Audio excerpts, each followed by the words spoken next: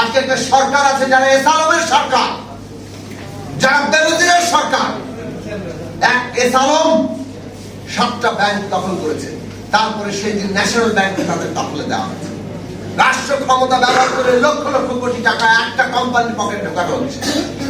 ওই যে সাবেক আইজিপি বেনজির আহমেদ, তিনি হাজার হাজার কোটি টাকার মালিক হয়েছেন। এই যে একটা উদাহরণ মাত্র। তার মানে যে সমস্ত সরকারি কর্মকর্তারা এই সরকারকে অবৈধভাবে ক্ষমতায় রেখেছে, তারা এইভাবে হাজার হাজার কোটি টাকার মালিক হচ্ছে। কাজেই কতিপয় ব্যবসায়ী আর কতিপয় সরকারি কর্মকর্তা তাদের পকেটে হাজার লক্ষ কোটি টাকা ঢোকানোর সরকারে পরিণত হয়েছে, এবং সেইটা টিকিয়ে রাখার জন্য সমস্ত রাষ্ট্র শক্তিকে তারা জনগণের বিরুদ্ধে ব্যবহার করছে, গুম খুন অত্যাচার করছে, মামলা দিচ্ছে, মিথ্যা মামলা দিচ্ছে। অন্যদিকে বিভাজন সৃষ্টি করার জন্য নানাভাবে সাংস্কৃতিক দিক থেকে, মানুষের পরিচয়ের দিক থেকে, সব দিক থেকে তারা আজকে করে গেছে। এই জায়গাটাই হচ্ছে কাজ। এই বিভাজন যখন তৈরি করা সম্ভব হয়, তখন একটা দেশের সার্বভৌমত্ব, স্বাধীনতা তা পুরোপুরি কেড়ে নেওয়া সম্ভব। দুনিয়ার ইতিহাসের দিকে তাকান, ফলে আজকে বাংলাদেশের মানুষের অস্তিত্বের লড়াই হচ্ছে এই দেশে একটা গণতান্ত্রিক ব্যবস্থা প্রতিষ্ঠা করা, যে গণতান্ত্রিক ব্যবস্থা সমস্ত জনগোষ্ঠীকে ঐক্যবদ্ধ করবে।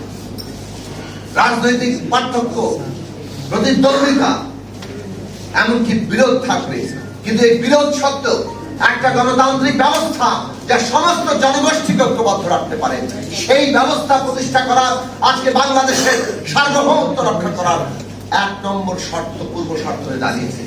এবং এইটাই আমাদের দেশে সমস্ত নদীর আমাদের ন্যায্য হিসা বলেন, পুরো প্রকৃতি রক্ষা করার জন্য কেবল দেশের ভেতরে নয়, পুরো আঞ্চলিক ভাবে আজকে নতুন দিশা পুরো অঞ্চলে, সারা পৃথিবীতে হাজির করার প্রশ্ন হয়ে দাঁড়িয়েছে।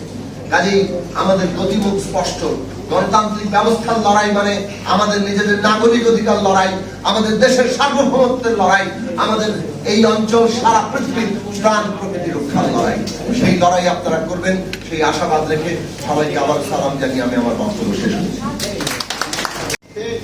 এখনো তিনি যে একজন মন্ত্রী, কারণ পররাষ্ট্রমন্ত্রী হিসেবে তো কিছু করেন না, পররাষ্ট্রমন্ত্রী হিসেবে বাংলাদেশের পররাষ্ট্র কিংবা বাংলাদেশের বৈদেশিক স্বার্থ রক্ষা করার যে কাজ, তার দায়িত্ব, সেটা তো তিনি করেন না।